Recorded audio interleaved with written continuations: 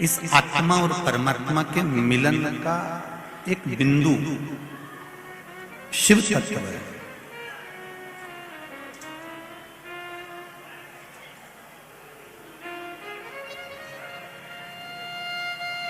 मान लो मानव का शरीर मिल भी गया, मानव की देह प्राप्त हो भी गई, और मानव की देह प्राप्त हो जाने के बाद भी अगर हम परमात्मा की अविरल भक्ति को प्राप्त नहीं कर सके तो फिर हमारा ये संसार सागर में आना तो व्यर्थ रहा। जैसे किसी तीर्थ में गए और किसी तीर्थ में जाने के बाद में, किसी तीर्थ में पहुंचने के बाद में आप बद्रीनाथ चले गए, जगन्नाथ चले गए, द्वारका जी चले गए, रामेश्वरम चले गए, या उज्जैन महाकाल की पावन धरा पर चले गए, पर वहां पहुंचने के बाद यदि आप अपने रिश्तेदारों से तो मिलकर आ गए, कुटुंब वालों से मिलकर आ गए, अपने परिचितों से मिलकर आ गए, पर देवाधिदेव महादेव के दर्शन नहीं करे, या बद्री विशाल भगवान के दर्शन नहीं करे, या हम जिस तीर्थ में गए हैं उस तीर्थ में पहुंचने के बाद हमने उस भगवान का स्वरूप का स्मरण ही नहीं किया, तो फिर उस तीर्थ में जाने से फायदा क्या हुआ? उसी तरह मनुष्य की देह मिल जाए, मानव का शरीर मिल जाए, और मानव का शरीर प्राप्त करने के बाद यदि हमने इस मनुष्य शरीर से शिव भक्ति को धारण ही नहीं करा, भगवान शंकर की अविरल भक्ति को हम पहचान ही नहीं पाए, शिव तत्व को हम जान ही नहीं पाए, तो फिर इस मानव शरीर को पाने से मतलब क्या होगा? 83,99,999 जन्म निकाले जाते हैं, तब जाकर यह 84 लाख नंबर का जन्म मनुष्य का प्राप्त होता है।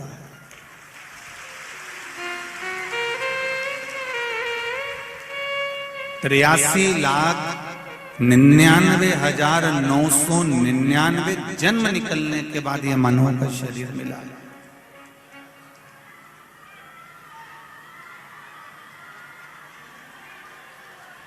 और 83,99,999 जन्म निकल जाने के बाद जब यह मानव का शरीर मिला, तो इस मानव के शरीर को प्राप्त करने के लिए जो 84 लाखवां जन्म मिला है, कोई ये जन्म साधारण नहीं, बड़ी मुश्किल से मिला हुआ है। मैंने तेरे ही भरोसे ओ बाबा, तेरे ही भरोसे हवा बिच उड़ती जावांगी, बाबा डोर हटो छड़ी ना में कटी जावांगी, भोले मैं तेरी पतंग, शंभू मैं तेरी पतंग। बाबा से ये निवेदन अपनी चित्त वृत्ति को धारण करने के लिए, भगवत भजन को धारण करने के लिए, भगवत स्मरण को धारण करने के लिए, शिव भक्ति को धारण करने के लिए यह मानव की देह मिली।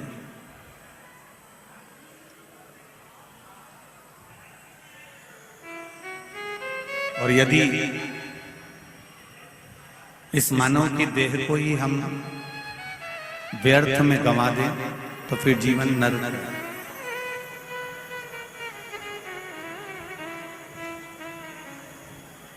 पूरी जिंदगी निकल जाती है मनुष्य की यह जानने के लिए कि हमारा जन्म क्यों हुआ है।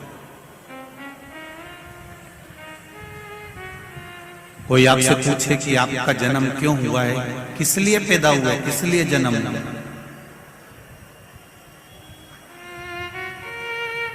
आपके और हमारे जन्म का कारण क्या है? क्यों मृत्यु लोक में आ गए? क्यों जमीन पर जन्म हो गया? क्यों पृथ्वी पर आ गए?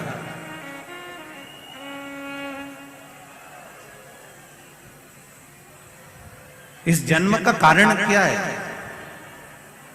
तो उसका दो कारण हमने पहले भी वर्णन किया शिव महापुराण में कि मनुष्य के जन्म का दो कारण है। एक पूर्व में किए हुए कर्म का भोग भोगने के लिए और दूसरा भगवान का भजन करने के लिए यह मानव का शरीर।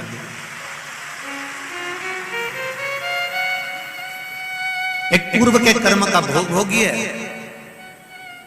अगर आपने पूर्व में अच्छा कर्म करा है तो आपको आज अच्छा मिल गया। गौ माता को अगर एक रोटी दी है, गौ माता की सेवा करी है, किसी जिसको आप जानते ही नहीं है, जिसको आप पहचानते ही नहीं है, जिससे आप कभी मिले ही नहीं है, उसको यदि तुमने एक लोटा पानी भी पिलाया है, उसका मुंह भी झूठा कराया है, तो ये निश्चित है कि हमारा जो जन्म अगला मिला है, इस जन्म में हमें भी कोई ना कोई सुख अवश्य प्रदान करेगा। ये निश्चित है।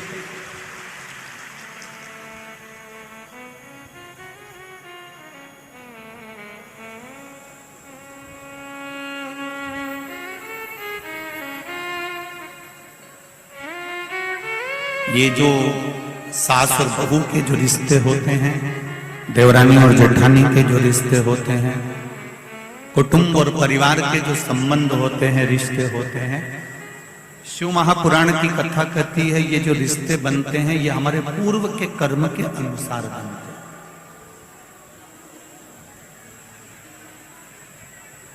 हमने किसी को साथ दिया है, हमने किसी की सेवा करी है, हमने किसी को एक पल के लिए भी अगर अच्छा करा है तो ये निश्चित है वो हमारी बहू बनकर हमारी सेवा 24 घंटे कर देती है। अगर हमने पूर्व में कर्म किया, अगर हमने अच्छे कर्म किए और अग्रण्य हुए हैं तो उसका फल हमको जरूर मिलेगा। और यदि हमने पूर्व में जो कर्म करा है, पूर्व में अगर किसी का बुरा करा है, तो निश्चित है कि आज हमें भी बुरा ही मिलेगा। इसको आवाज आ रही है, इसको बंद करवा दो।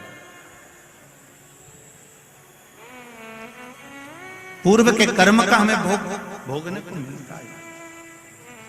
इसलिए आपको बारंबार पहले भी कहा, मत बुरे कर्म कर बंदे वरना पछताएगा, भगवान की आंखों से तू बच नहीं पाएगा, तू बच नहीं पाएगा। अरे ओ फल भी तू ही पाएगा, जैसा किया तूने तेरे आगे आएगा। मत बुरे कर्म कर बंदे, मत बुरे कर्म कर बंदे वरना पछताएगा, भगवान की आंखों से तू बच नहीं पाएगा, तू बच नहीं पाएगा। अरे ओ अज्ञानी मत करना, अरे ओ अज्ञानी मत करना। अपने मन को, अपने चित्त को, अपने स्वभाव को, अपने हृदय को, अपने को स्वयं ही संजोना पड़ेगा। कोई दूसरा सुधारने वाला नहीं मिलेगा, ना दूसरा कोई सुधार पाएगा। एक पीने वाला जो व्यक्ति होता है ना, जो नशे में धुत होता है, उसको कोई कितना भी समझा दे मत पियो, बेकार है, क्यों पीते हो, बर्बाद हो जाओगे। पीने वाले व्यक्ति गटर में पड़े होते हैं, नाली में पड़े होते हैं, बेकार है। अब कितना भी समझा लो, उसके समझ में नहीं आएगा। समझ में कब आएगी? जब वो अपने हृदय से, अपने दिल से ये विचार कर ले कि जो मैं पी रहा हूं ये मेरे जीवन को और मेरे घर को और मेरे परिवार को बर्बाद कर रहा है, तो वो छोड़ दे, फिर छोड़ दे।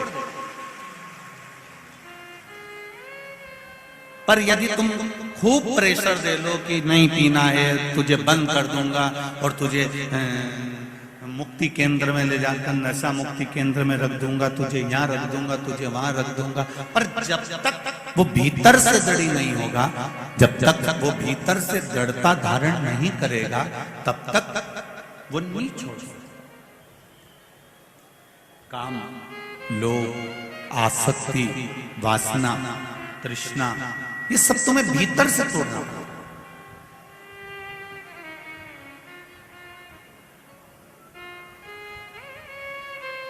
अभी कथा में आए हो, 2 बजे कथा चालू हुई, तुम सुबह 8 बजे से कंगी पार्टी कर पूरा के तैयार मैयार हो हुआ के और पहुंच गए। अब सुबह 8-9 बजे से तुम तैयार हो के कथा में बैठे। कितनी पहले से तैयारी करी, तब जाकर 2 बजे कथा चालू हुई, 5 बजे विराम हो जाएगी, आप अपने अपने घर को चले जाएंगे, रात्रि सोएंगे, सवेरे उठ के फिर तैयारी चालू हो जाएगी। और किसी किसी ने तो कथा चालू भी नहीं हुई थी, उससे पहले तैयारी कर ली थी कि मैं तो कथा में जाऊंगी, बाकी का रसोई घर तू देख लेना। किसी ने कर ली। कोई चतुर थे तो उन्होंने पहले से तैयारी करके रख ली कि देखो अब मुझे जाना है, दिवाली आती है हम पहले से तैयारी कर लेते हैं, होली आती है हम पहले से तैयारी कर लेते हैं, ब्याह आता है हम पहले से तैयारी कर लेते हैं, नाना नानी छोरा छोरी की शादी आई, ब्याह आया, जन्मदिन आया तो हमने पहले से तैयारी।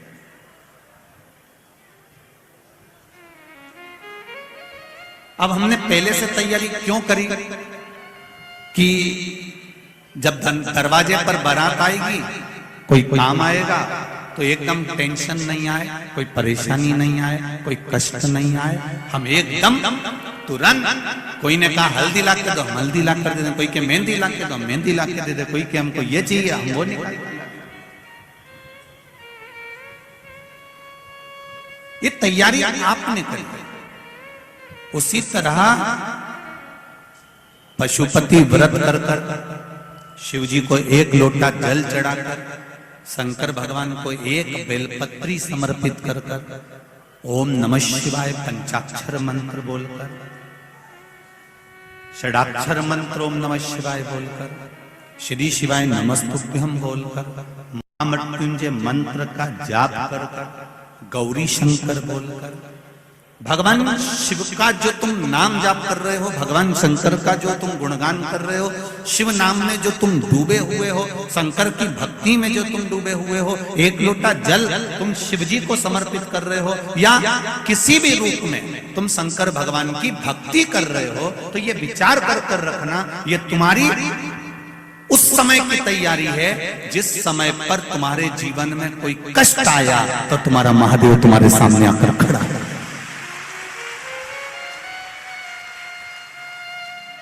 तुम्हारे जीवन में अगर थोड़ा सा भी कष्ट आया तो महादेव सामने आ गया।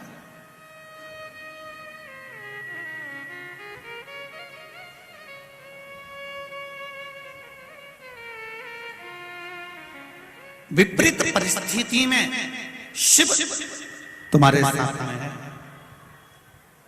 एक पत्र आया है, देखिए, तेरी कृपा बिना ना हिले एक भी, लेते हैं श्वास तेरी कृपा से तनु तनु। आपका चित्त, उन्होंने पशुपतिनाथ का व्रत किया, शिव जी का 1 लोटा जल चढ़ाया, भगवान शंकर को समर्पित करा। पर एक निवेदन आप सबसे, जल तो चढ़ाना पर छल से मत चढ़ाना। अगर छल कर कर किसी का हमें बुरा करना है तो हमने जल चढ़ा दिया, या मेरे घर में मेरे को इसका बुरा करना है तो जल चढ़ा दिया, या मन में कोई कपट रखकर, कोई पाप रखकर, कोई छल रखकर, कोई बेईमानी रखकर, कोई भीतर प्रपंच रखकर यदि हम शिव जी को 1 लोटा जल भी चढ़ा रहे हैं तो उसकी कोई महत्वता नहीं। निष्कपट भाव निर्मल मन से, निर्मल हृदय से आप शिव जी को रिझाइए।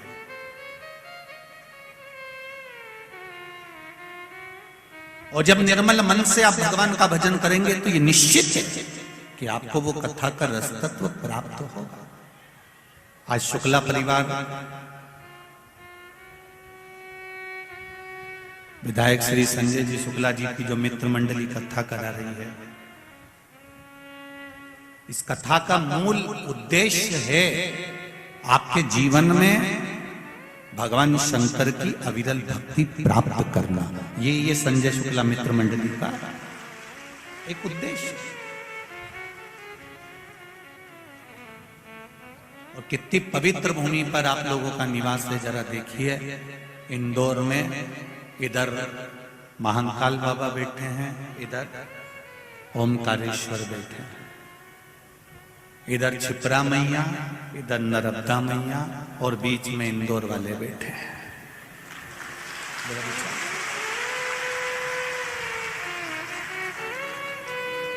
हम सब दूर कहते हैं, आपने हमारी कथा में भी कई बार सुना होगा कि दुनिया में भोजन और भजन का अगर कहीं सुख है तो वो इंदौर की पवित्र धरा पर है।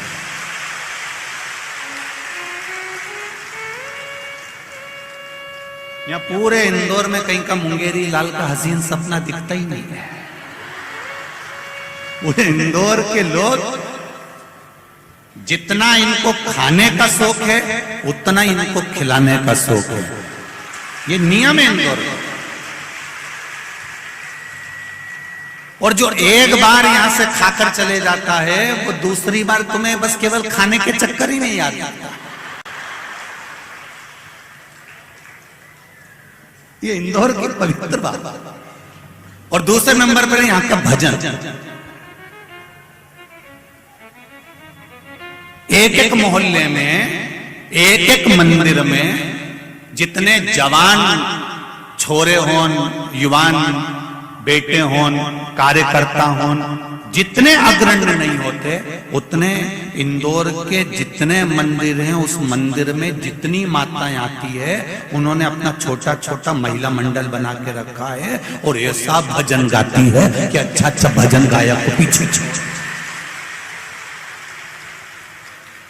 और इन्हें किसी से मतलब नहीं।